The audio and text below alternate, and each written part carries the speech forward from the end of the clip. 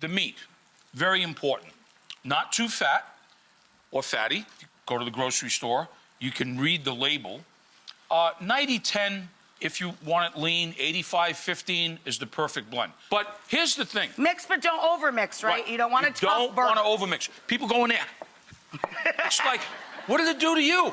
It's like, relax. Relax, you're making a burger.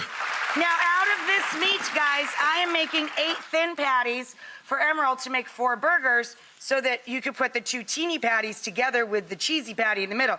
But this is a good tip. When you're making patties, score the meat first so all your patties are the same size. Otherwise, you end up with 3 big ones, 1 small one, rip it apart, make a Frankenburger, right? Okay, so, this is another pet peeve that I have. Oh, yeah, these people that cook these burger patties, right? They constantly have got the spatula and they keep turning over, pressing, turn it over, pressing again, pressing. Just let the burger Leave the meat alone! We're gonna start with the bottom of the bun. I'm coming.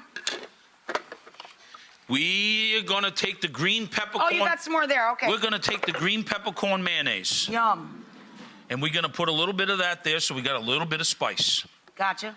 So, you like tomato? I love tomato. Okay. And you're a hot tomato. Oh, thank you.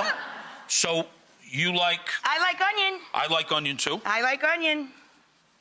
Onions. Yep. You want some lettuce so we don't have to make a salad? Yeah, let's do that. No need for a salad. Yep. Here we go. Yep. Now, Yeah. what about this? It's naked.